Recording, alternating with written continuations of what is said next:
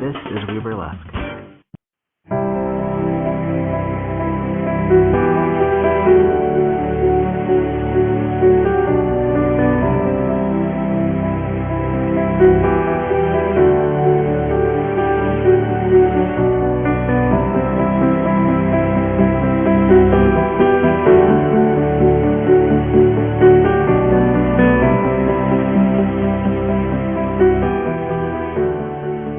It's just a jump to the left. With your hands on your hips.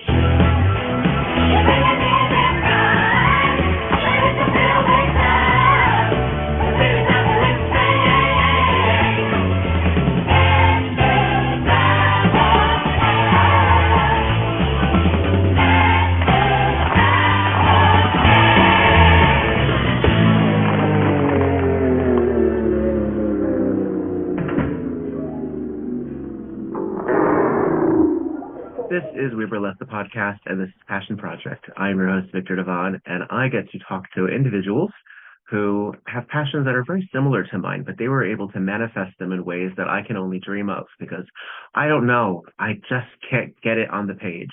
And here is someone who absolutely got it on the page. I'm very excited to talk to the writer of FRANTASTIC, the Fran Fullenwider story.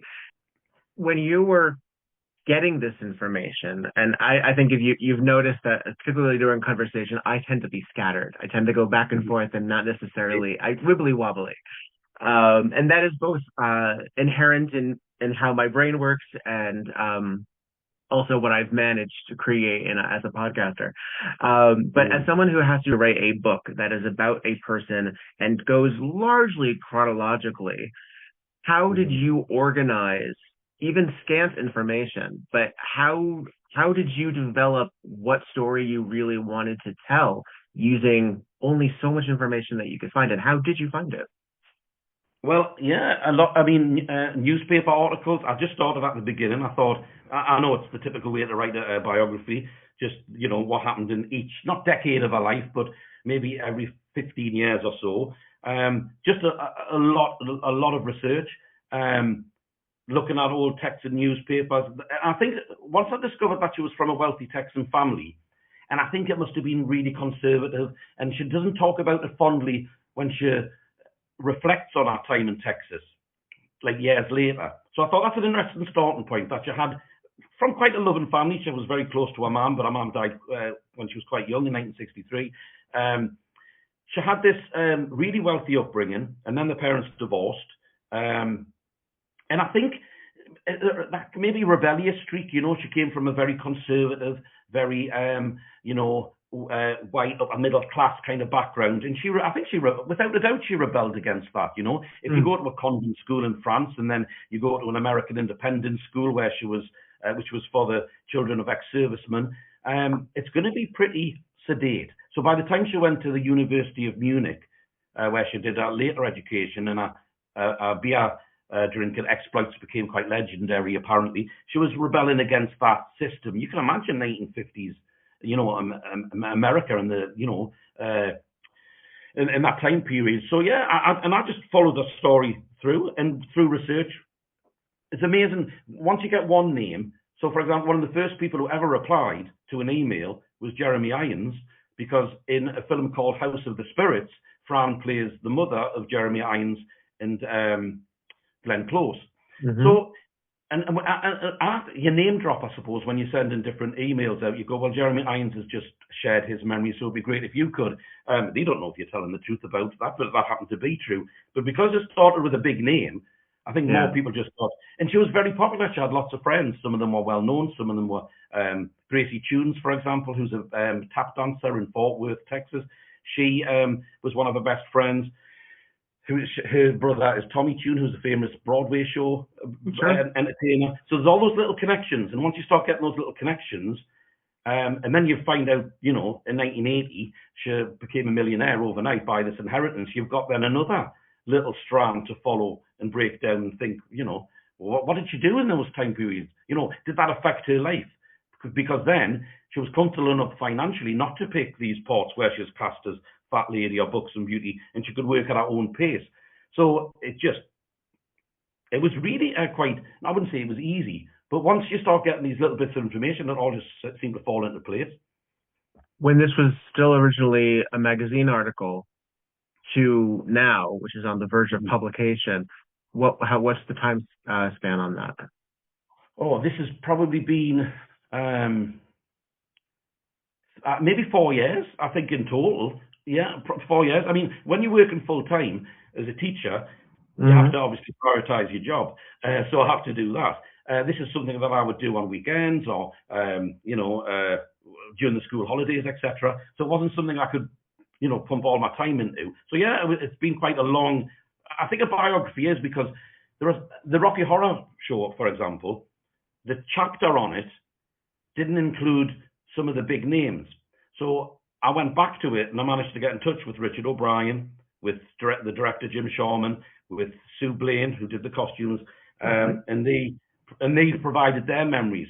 So that, and I thought for the 50th anniversary of the film, I know that was last year, but I mean these celebrations are going to go on for a long time. I thought it's great to extend that chapter, and that's what happened with that particular process. So yeah, it was meant to come out last year, but then because I wanted to update that chapter, it was delayed until May, which was fine by me because the Rocky Horror interest. And I think, to be totally honest, if she wasn't a Transylvanian in the Rocky Horror Picture Show, would this book have been commissioned? It's possibly not. It's the film that attracts the most attention that she was in because it's the biggest film she was in, and this cult following that it's got, it doesn't seem to be waning at all. So I'm eternally. I like to make it clear there was a lot more to Fran Fullenwider than the Rocky Horror Picture Show, but I'm grateful she was in the Rocky Horror Picture Show, not apart from it being a marvelous film, but the fact that it's what gives her that interest. I think that initial interest, and then people will read, the rest of her life was pretty interesting too. Well, Rocky Horror fans are ravenous. Like there's a reason that we say cult, for one thing. And again, not just emulating and not just, but collecting, certainly. But because Rocky Horror is a moment in time that has surpassed that for the last few years, but certainly, but we can pinpoint a historical creation point for that point. There is before and after Rocky Horror for a lot of individuals, certainly for Tim Curry, certainly for Susan Sarandon, and any book that would be by them. And I'm not sure if you've read Tim Curry's memoir, but there is you have to get into it. You have to address it, because it's one of the most documented films that was not a hit, and yet we're still seeing photos that were taken on the set that we've never seen before. For a film that was not huge budget or anything like that, there is so much information that just comes out in drips and drabs. And certainly when it comes to Fran, it's her most documentation because there are so many photos of her as a Transylvanian, as a specific Transylvanian, but unfortunately, because of the nature of the film, and Fox's, we'll say, resistance to putting money behind it, and amplifying it in a real way. So much of that is fan sourced. So much of that. There's a reason there were fanzines, and that there's the callback elements of it are fan created. Fans made that film. Yeah. Did Fran acknowledge that at any point? Do you know? Later on she did. She didn't, bizarrely, in this magazine that she wrote for, she wrote a lot about some of the films she was in, like The House of the Spirits, which is only in a tiny little bit. She only says "I'm finished" twice. That's the only dialogue she's got. She wrote a lot about that film, but she never did a big article, which is a real shame, about the Rocky Horror Picture Show. I've got one quote from her in the book, which is quite a lengthy quote, which she, I think there's a book called The Rocky Horror Book, which she might have contributed to, and I think the extract that I've got is a variation on that before it was edited down. She does talk very fondly about the film and about the experience. I think, had she lived, a little bit longer, she would have been on that convention circuit. I think she wouldn't have missed any of them, because she certainly wasn't a snob about, I mean, some people say that she exaggerated her fame in Italy. A few people have said that, but I would disagree with that. She does talk about it fondly, and there clearly was an interest with her in Italy, because she went back in 1995 to do an episode of a sitcom called Pazza Famiglia, years after she'd made the last Italian film. So yes, she does focus on the Italian stuff, and it's a shame she didn't write about the Rocky Horror in any detail, but she certainly never, there's certainly nothing negative she ever said about it. She embraced it. I don't think she lived long enough to see it become it seems to become bigger each year. It doesn't seem to be waning in any way, which is really interesting, because some films come in and out of fashion, especially cult films. There'd be a time where Ed Wood would be the big thing, everybody liking bad movies.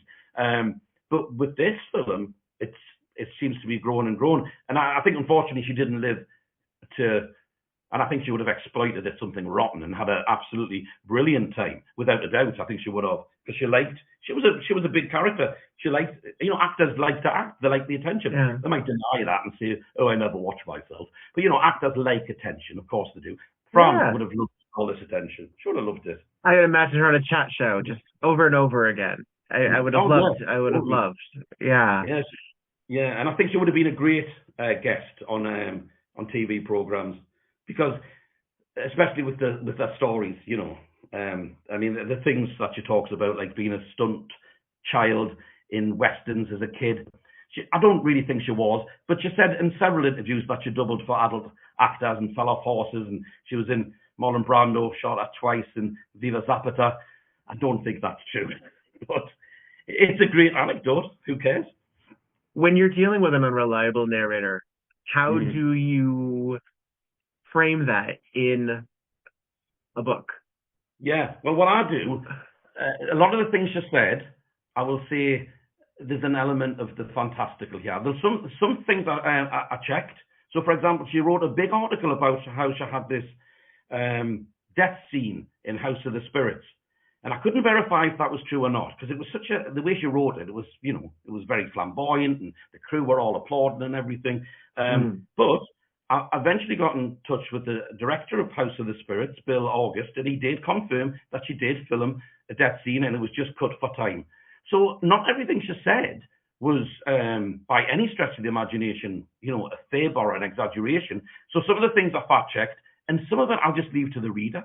If you want to believe that she jumped off a diving board at the age of 5, holding 2 balloons, wearing clown feet, in full clown makeup, and did a somersault, believe that if you wish. That's up to the reader, isn't it, ultimately? Who's to say? Who's to say?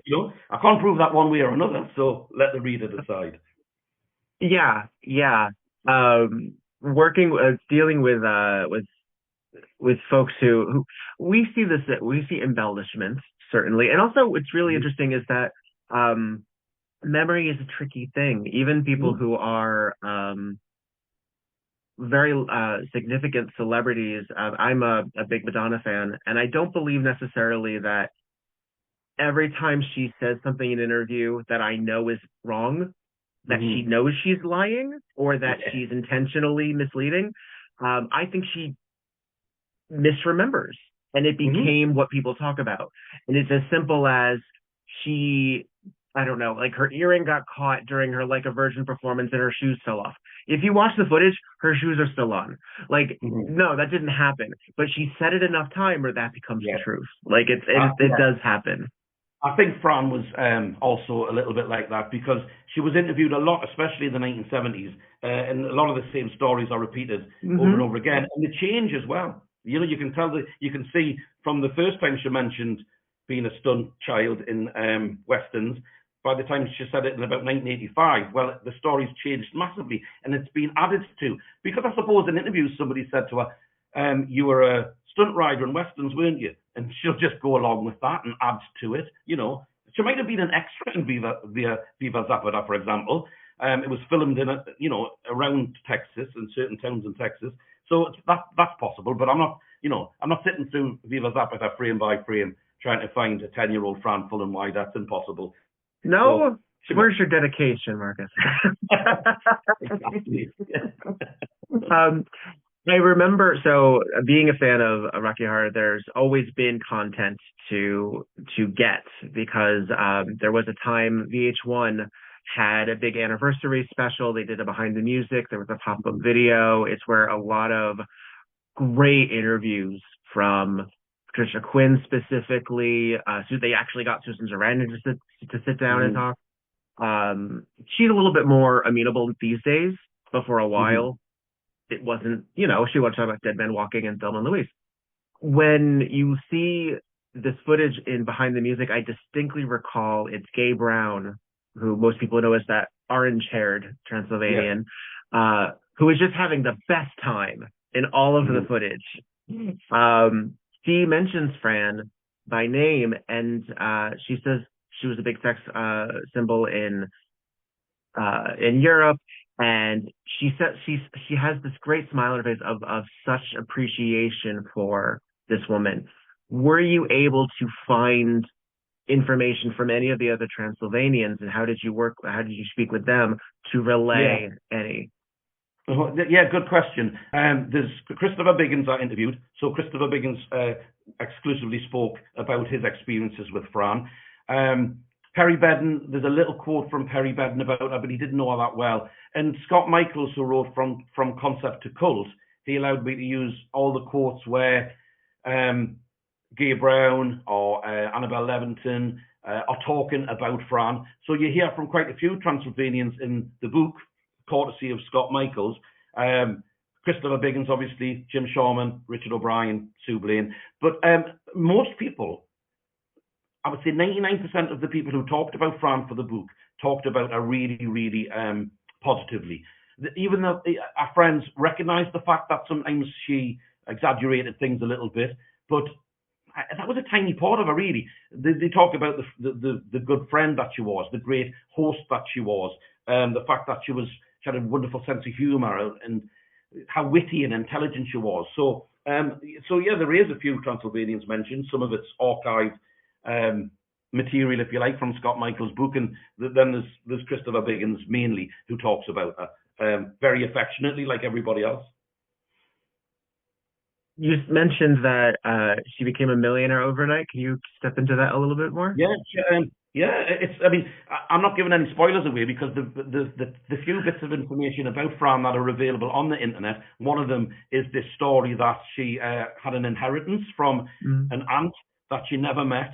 And she also did, because she liked talking about it, she did quite a lot of interviews where she talked about the fact that she became a millionaire overnight. She inherited this money from her aunt, Margaret G, I think she was called, or Margaret G. And it was split between her and two other people. So I think she got $2 million in 1980, which is not to be scoffed at, No, but I'd love $2 million. But yeah, it did. What it did though for her was it allowed her to give her that financial security, so she didn't have to accept these ports where she was on the credit as fat lady, for example. And really after that she didn't. After she became a millionaire, apart from the Monster Club, and Books and Beauty is quite complimentary, really, isn't it? It's not offensive. She didn't play parts that were focusing on her weight.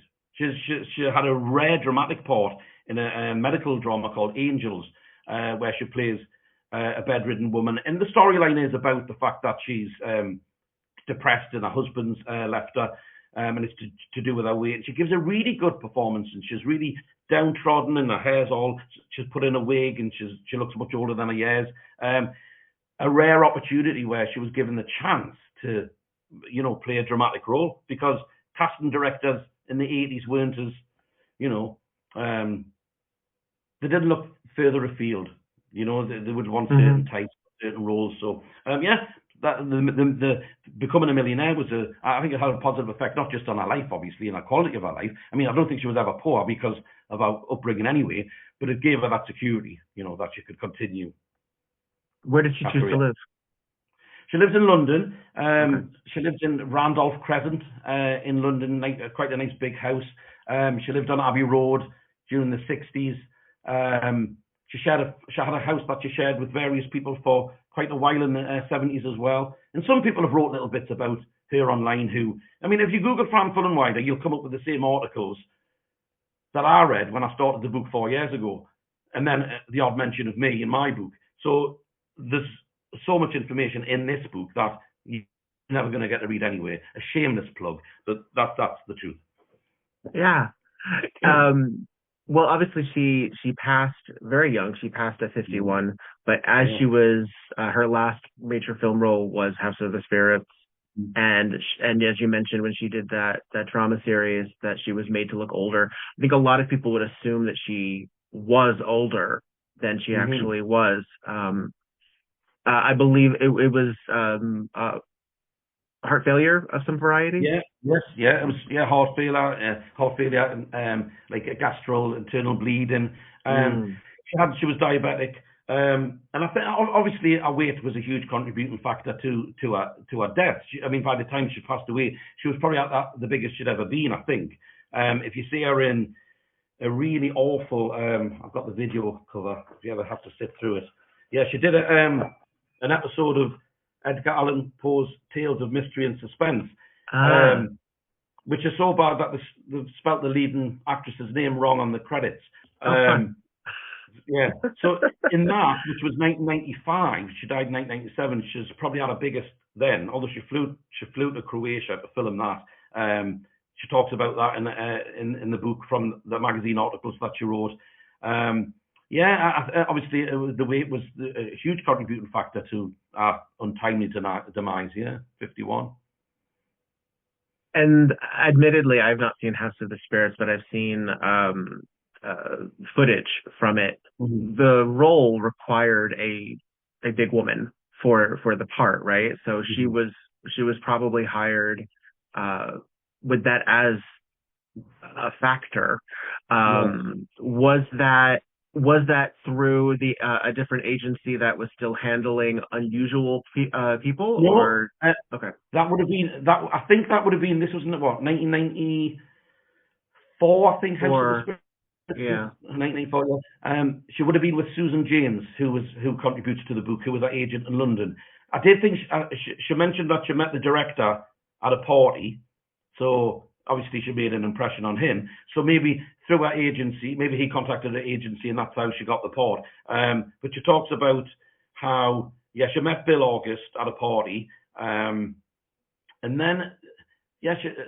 A long story that she wrote about how his ex-wife stayed at her apartment and was one of those guests she couldn't get rid of. It's a really amusing story that she wrote, and I think that's how she got the part. And she filmed that in Portugal. I think that was filmed in Portugal, and I think she had a lot more to do than what was left on screen, definitely, because she did have a death scene. I don't know if the crew all applauded and the director was in tears, like she said. We'll never know. So she did have. It was a bigger part in the finished film. It's a tiny little scene. It's a strange scene because Glenn Close and Jeremy Irons are having lunch, and she's in the background, and then she shouts weakly, "I'm finished," and they go and change her bedpan, and then they return to eating their meal. So it's a really odd juxtaposition between this brother and sister having a meal and then changing the bedpan of their mother who's just gone to the toilet. It's an odd little scene. I think had the rest of our scenes been kept in the film, it wouldn't have stand out so much because it's like we only see her in that one tiny little bit. So, but apparently it was cut for timing. So I'd love to be able to see the scene where she'll have a famous death scene, but you know, it might exist there someday if House of the Spirits ever comes out on a special edition. I don't think that's the thing too. That it's not exactly a blockbuster, so unfortunately we're sort of left to. And she gloated about that brilliantly in one of her magazine articles. That despite it starring Meryl Streep, Glenn Close, Jeremy Irons, Winona Ryder, Antonio Banderas, it was a big flop, wasn't it? And she does gloat about that in one of her magazine articles. So I think that was it was a nice way for her to deal with the fact that they'd cut that scene right down. So I'm sure she would have said it was a masterpiece had they kept that scene in it. Oh, naturally. Yes, she would. She would have campaigned for the Best Supporting Actress, naturally. Now, obviously, she's a lot more vital in Monster Club, and she has a delicious finale moment with Vincent Price. Can we talk a little bit about how that came to be? I don't want to give too many spoilers away in the book, but she managed to negotiate a really great deal for doing that, what I think was 2 days' work in the Monster Club, because she's got such good billing, because I think she's billed as extra special guest star above Anthony Steele, who's just special guest star. She just managed to get a really good financial deal on that, and a call to the studio, even though she appears right at the very end. She's got no dialogue. It has no bearing on the actual film at all, but and she appears right at the end of the film. And yes, she has this really joyous moment, doesn't she, with Vincent Price, where they're just dancing, and it adds nothing to the film at all. But it's a really, in many ways, it's a perfect ending, because I mean, the Monster Club's not a masterpiece by any stretch of the imagination. It's quite good fun, but it's fun. It's not fun. It's fun. Yeah, I've watched it more than once, so there must be something, and not just for Fran. Yeah, it's a really great little moment, I think. And there's some lovely. You can probably see them online. There's some great rehearsal photos where they just look like they're having a blast and they're really having a laugh together. She writes about, you hear more about the Monster Club filming in the book from Roger Sloman, who played the club secretary, who also happens to be a werewolf. He talks about his time on the film, as does Fran from the magazine articles. And she talks about John Carradine, so you can hear her experience of John Carradine and Vincent Price and working with these two classic Hollywood horror legends. Monster Club's a fun little credit for Fran, I think. It's a good one. Yeah, and it's funny too, because I think a lot of people don't realize that they've at least seen footage from it, because there's this famous, it goes around every Halloween as a TikTok of the stripper removing her flesh from it, because there's this famous, it goes around every Halloween as a TikTok of the stripper removing her flesh. Yes. I remember seeing that when I was probably far too young to watch it, and thinking it was the most incredible special effect that I'd ever seen. And it's spectacular. Watching it now, it's animated, but it's very well done. It's a great little idea. It's a great idea. Yeah. It is good stuff. So working with this information and having it, how with you're dealing with somebody who has already passed on, there's a natural finite bit of resources, certainly, and you can kind of guess where it's going to end, because it's not going to go further. Since her legacy is tied to these sort of cult medias, it does go beyond her. I mean, right now she's been gone 30 years. Yeah.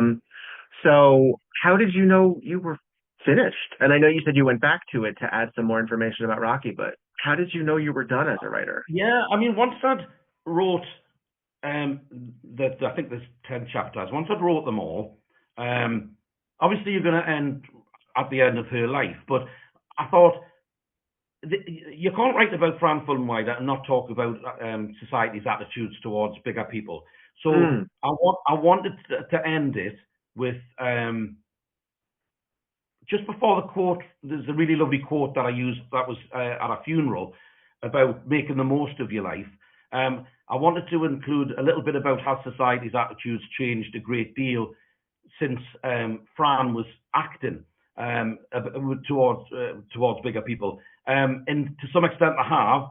But then you have programs which are pretending to be educational, like my £600 Life and £600 Sisters, where these are quite exploitative programs, because you've seen these programs and where people have cut them down to little memes and little gifts and things, and that's laughing at fat people, basically. It's the same thing. The program, I think programs like that are pretending to be doing some sort of service, but they're not really. And then you can talk about, Lizzo having bigger dancers at Glastonbury and things like that, which might be a more positive move. One of the things I got was Janice Shulam-Bend, who was the editor of Yes magazine, which was the magazine Fran wrote for plus-sized women. I wanted her to say something as well about does she feel there's been changes and what those changes are. So that after Fran passes in the book, I talk about that a little bit, and then I think we end with a quote, and what her legacy is, through rock, and her legacy is Rocky Horror. I think it would be naive to think it's going to be something else. That is a legacy. But then also, what's a legacy as a person? The people's memories of her, of what she brought to them, and what attributes she had as a person that we can all, aspire to, about not giving a, not caring about what people think about how you look and how beauty is in the eye of the beholder. And yes, they're cliched expressions, but ultimately, that's, if we all had that attitude, there would be a bit more kindness in the world. So I don't mean that to sound crass or, No. excessively sentimental, but it does end on that note of, yes, she has a film legacy, but she also has a legacy as a person and what she brought to other people's lives, which was, a joyous person to have in their lives. Is this the end of your time with Fran? Did this book conclude your not your interest per se, but I think so. I think when the book comes out, if people contact me to ask about Fran, or they also knew Fran and they had a memory, I'm always going to be interested in that. Because I do think she had a really interesting life. I hope other people think she had an interesting life too. So yeah, I think I'll have to put Fran to bed for now, and then move on to something else. And I want to write about the film Being There. The Peter Sellers film. I don't know if you know Being There. It's my favourite film of all time. I want to write the definitive book about that movie. So I've done 2 biographies. I'd like to do something a little different. I also have an idea for a book called I Was in That Once, where I interview 50 actors who appeared only once in a very famous TV program, whether they're famous or it was a bit part, and we just talk about their experiences. I have started that one, actually. I had a great interview with a guy who played Tweaky Guy in an episode of Breaking Bad. And it doesn't matter if you're a star or it was a bit part. Some people fascinating tales are fascinating tales. So I want to make a collection of those stories as well. So I've got a couple of ideas on the go, but Fran will always be close to my heart. How sentimental. You have amassed something of a personal archive of information, as well as physical items. Where do you keep them, and what do you do with them? Well, this box that I've got next to me now, it was just shoved under the bed. A copy of Big Girls Don't Cry, which was a book that Fran wanted to turn into a movie. She briefly had the rights to it, but it never happened. I got that from the author, Harold Corton. He wrote under a pen name, Simon Cooper. So that's just on my bookshelves. And I keep all these other things, these magazine articles. I mean, I'll never read these Italian magazines, but I did get the bits about Fran translated. So I just keep them. I keep them in a box and then just go back under the bed. And I can't imagine ever throwing this stuff out, because it was. I love the research process of writing a book. I love it when you get a lead and you manage to get in touch with somebody who is going to be able to contribute something good to the book. So yeah, I'll keep all this stuff. Just shove it under the bed. Because this treasure, how could you? I mean, it is. You have. You said that Fran wrote for Yes Magazine. So you have copies of that and her. Yeah. That was in English. Yeah, they're all English. There were. It was a magazine that ran for about 2 years. Fran, I think she wrote for nearly every single issue, and all of them. These aren't available online. I got them from the London's Women's Institute that kept digital copies of them, and also from the editor, Janice Shulham-Benn. So a lot of these magazines took me ages to try and hunt down, and then eventually got in touch with the editor, who then put me in touch with where they're held in this archive in London somewhere. So this is all, to me, it's fascinating stuff. So I'll always keep all these magazine articles, because if like I said at the beginning of this interview, really, if I don't document this story, it might never be told. Now, whether that's a good thing or not, that's up to the reader, isn't it? But someone's got to do these things. I think film history, no matter what your contribution to it was, if nobody asks you your story, it's never going to be archived, it's never going to be told, and then it's just lost forever. So I think it's great that we have books about people who are stars and books about people who are bit players. If you're a film extra and you've wrote a particularly great book, I think that's just as good as well. Stories need to be told. Yeah. Yeah. Particularly marginalized people and people who have a different perspective on the process as well. Yeah. I'm with you on that one. Before I let you go, and I thank you for being so generous with your time,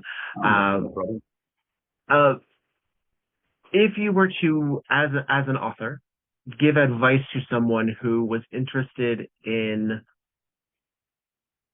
either writing their own story or writing about somebody else or writing in general, what would your advice be to that person, or what did you find to be some of the most useful techniques to keep you grounded and focused? Yeah.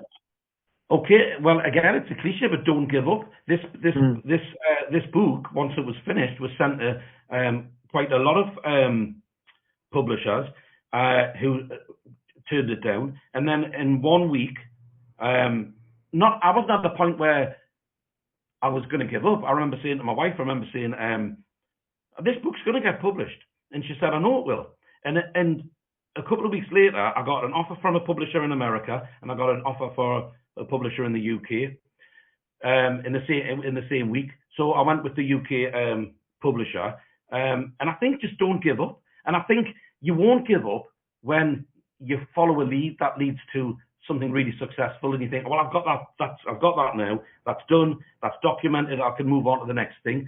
If you believe it's a story worth telling, it's probably a story worth telling. And listen to other people about your writing, about what works and what doesn't, and don't be afraid to edit. It's one of the worst things because you get so attached to it, and you think that's such a pithy, amusing quote. I've got to have that in, but sometimes it might not lend itself to the book that well overall, or it might not have a really good. It might not fit the book perfectly. It might be too tenuously linked to Fran. So you have to be brave to say, well, I'm going to cut that bit out. Yeah, even though I might like it, I've got to cut that. I suppose it's like film scenes where they cut scenes out of movies, which you watch them on the where the director clapped and cried. Yeah. I know. I would love to see that. So don't give up and edit and listen to people's advice about your writing. Yeah. Well, that's the other thing too, is I would think that if you do have to remove it, you still retain it. So it's something that you can then, share at a dinner party or on a podcast or interview, or it's a still anecdote that didn't make the cut. Exactly, yeah. Well, I thank you. The publisher, the publisher of the book is? It's Chinbeard Books in association with Oak Tree Books. And it's published on May the 2nd. You'll be able to get it from Amazon or directly from the publisher. I don't know the price yet, though, but I'm sure it'll be very reasonable. Is it a nice hardcover or a flip cover? You can get, it's going to be hardback, paperback, and also an e-book as well. Well, I thank you for providing dignity and recognition to someone who may, for a lot of individuals, may seem like such a small element of a global phenomenon, but also was beyond that. And if we're able to hold space for the lengthy and storied career of our icons, by all means, Fran deserves her moment as well. And you got there. You did it. That's fantastic. Yeah. Thank you very much. Yeah, thank you. Yeah. Great interview. Thoroughly enjoyed that. Thanks. Oh, thank you. I will include in the footnotes of this episode the ways that people can keep in touch with what you go on. Now, obviously, you have a personal life in addition to being a published author. Do you have a place where people can find out more about you as the writer? No, not really. No, I suppose. No, not really. I don't have a website or anything because I work full time as a teacher. This is my hobby that I've turned into something bigger than I thought it would be. So no, I mean, I'm on Facebook and Twitter and things, but I don't really post a lot, to be quite honest. Just if people are interested by the book, let me know what you think. That's all I can ask, really. Excellent. Well, if ever you decide you have weeks of nothing else to do and you feel like digitizing that box under your bed, I would love to to see some of it. Okay. Yeah, I mean, maybe a website one day where I could put some of this Fran stuff on and people can read it then, yeah? I can't see any reason why not. Yeah, maybe you got to be one of the few people in the world who has it. So yeah, true. Yeah. I mean, to be probably the world's leading expert on Fran Fullenwider, I suppose that's quite unique. That's something for the resume. Well, or the CV. Well, I appreciate your time. Thank you very, very much. I encourage folks to learn more about these bit players and these character actors. Oh, and we have a cat on the screen. Tell me about the cat. We must give this orange baby some attention. Yeah, isn't he lovely? What's his name? Oxy. Oh, such a baby.